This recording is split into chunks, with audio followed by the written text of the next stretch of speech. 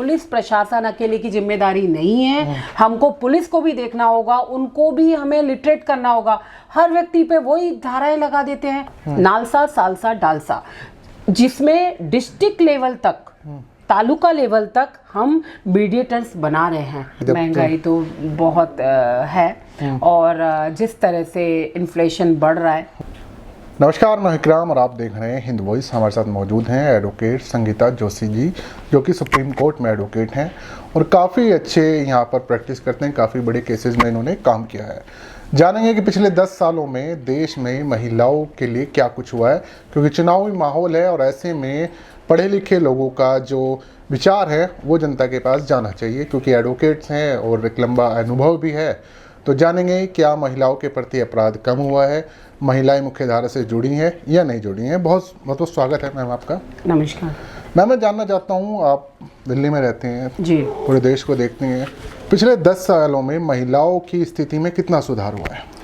सबसे पहले तो मैं आपको बताना चाहूँगी कि पिछले 10 सालों में नहीं, और अभी कुछ दिनों से ही मतलब 10 सालों जब से मोदी जी का आगमन हुआ है। मैं फिलहाल मौजूदा सरकार की बात कर रहा हूँ। मौजूदा सरकार की बात करती हूँ तो आपको बताना चाहूँगी कि नारी शक्ति वंदन अभिनंदन जो बिल है, सबसे पहले तो वो पास हुआ है। 33% जो रिजर्वेशन बिल है, वो तो अभी जस्ट 3-4 महीने पहले हुआ है। लेकिन पार्लियामेंट में जिस तरह से उसको आगे लेके आया गया और महिलाओं के लिए उज्ज्वला योजना जो आई, दूसरा जो हमारे जो गरीब बहनें हैं उनके लिए हर महीने उनको जिस तरह से हमारे, चूंकि मैं मध्य प्रदेश से हूँ तो आपको ये भी बता सकती हूँ कि मध्य प्रदेश में भी जिस तरह से वो योजना चल रही है, जिसमें महिलाओं को पर मंथ 1200 रुपये मिलते हैं, तो उसे बहुत ज़्यादा, देखिए हम पैसों से किसी को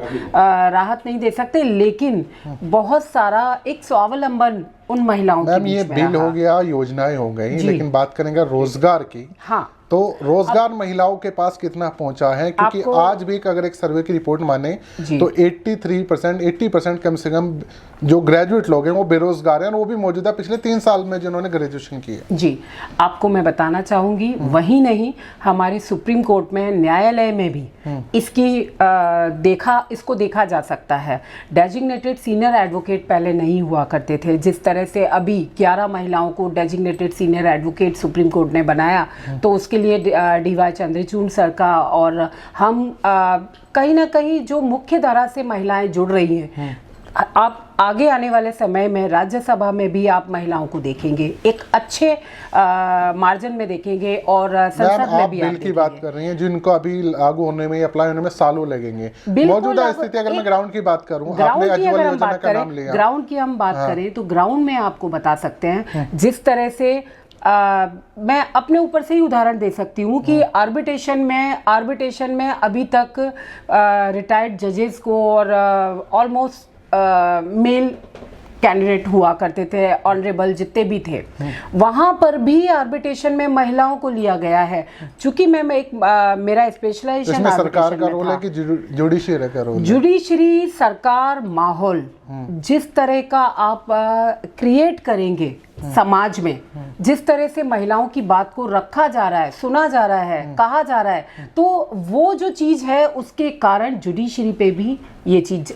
लेकिन NCRB का डेटा तो मैम कुछ और कहता है कि हर साल लगातार महिलाओं के प्रति अपराध बढ़ रहे हैं, और ये सरकारी आंकड़े हैं। आपको मैं एक चीज बता सकती हूँ कि जिस तरह से पुलिस प्रशासन में हमें देखना होगा कि जो भी मीडिएशन एक माध्यम है समाधान, तो मीडिएशन में ऑल इंडिया में मीडिएशन के थ्रू हम केसेस को कम कर रहे हैं, लेकिन जो FIR ऐसे कम होना नहीं, वो अपराध, देखिए मोस्टली क्या होता है कि ज्यादातर अपराध तो रजिस्टर्ड भी नहीं होते, ये आप मानते हैं एज एडवोकेट? मानते हैं बिल्कुल। लेकिन NCRB तो वो रजिस्टर्ड डेटा की बात कर रही है। मणिपुर जैसा इंसिडेंट हमारे सामने है, जहां पर इतनी बड़ी भयावह स्थिति पूरी दुनिया ने देखी और उस पर मौजूदा सरकार ना कोई एक्शन लेने के लिए उसके लिए तैयार है।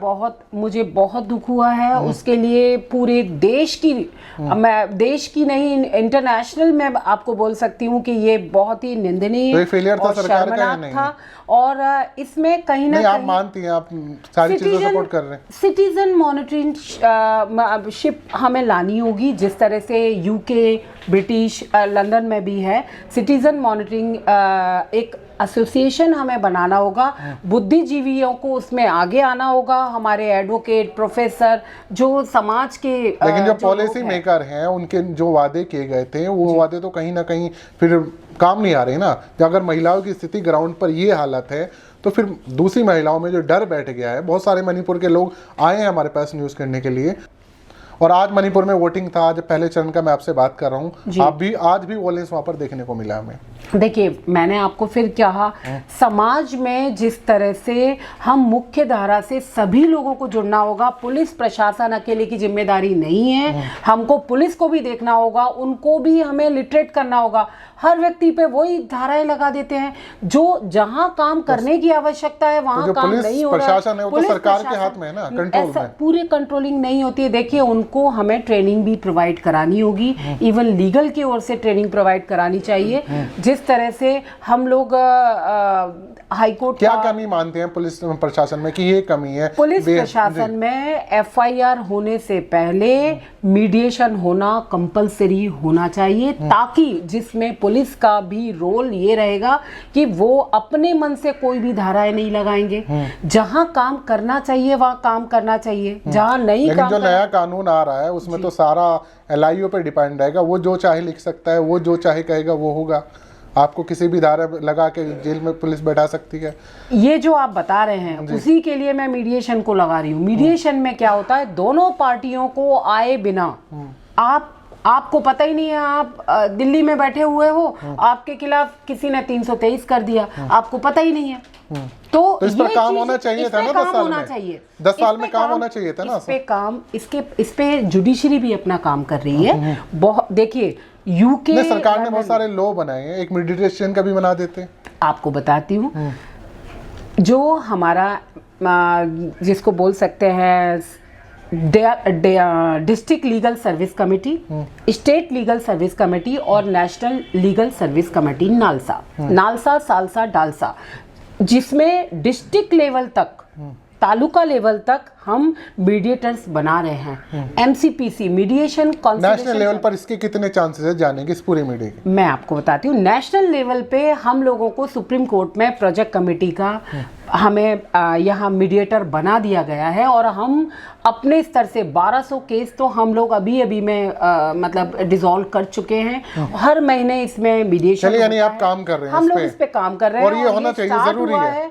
लेकिन सरकार इस पे क्यों काम नहीं कर रही है? आप एज ए इंडिविजुअल लेके चल रहे हैं, या आपके साथ जितने लोग जुड़े हैं इसमें सरकार के सामने आपको मैं बताती हूँ, लीगल सर्विस कमेटी में देखिए सरकार उसमें समाधान के माध्यम से काम कर रही है। और भी जैसे थाने में जो मैटर आता है, महिलाओं के थाने में जो मैटर आता है, फिर वो उसमें जिसके पास पैसा नहीं होता, जो गरीब महिला है, तो वो मीडिएशन में आता है। मीडिएशन में आने के तो इसमें काम हो रहा है जो सिविल से रिलेटेड, क्रिमिनल से रिलेटेड भी इसमें होना चाहिए। एक बात बताइए, आप गृहिणी भी हैं जी, वाइफ भी हैं, बच्चे भी हैं, आपके किचन संभालते हैं घर का? बिल्कुल संभालते हैं। कितनी महंगाई लगती है? जब महंगाई तो बहुत है, और जिस तरह से इन्फ्लेशन बढ़ रहा है ना। पिछले अगर मैं मानूं 6 महीने पहले जो आप ग्रोसरी सामान लाते थे घर का, उसके बिल में अब के बिल में कितना फर्क आया है? बिल में फ़र्क तो आया है, और इसके लिए मुझे ऐसा लगता है कि सीतारमण जो रमैया जी है वो जिस तरह से बना रही है, तो उसमें लेकिन उनसे सवाल पूछा जाए अगर महंगाई पे, तो वो कहते हैं कि प्याज मैं नहीं खाती और मेरे पास पैसे नहीं है चुनाव लड़ने के। अगर पैसे की बात करें तो पैसा नहीं, और प्याज की बात करें तो प्याज नहीं खाती। तो एक राजनीति और जो फाइनेंस मिनिस्टर है उसका जवाब क्या नहीं, गले नहीं, उतरते हैं? नहीं, ये नहीं होना चाहिए जवाब मैडम का। और इसका कोई जवाब नहीं है। ये उन्होंने मैंने ये चीज तो सरकार देखी यहाँ नहीं है, फेलियर मुझे हुई है पता नहीं है। बताइए मौजूदा लेकिन सरकार। मैं आपको ये चीज बता रही हूँ, इसका जवाब मैं आपको इतना दे सकती हूँ कि आवश्यक जो सामग्री है, फूड, जिसमें फूड सिक्योरिटी बिल भी है हमारा, है ना, तो फूड मनमोहन सिंह के टाइम पे आया था।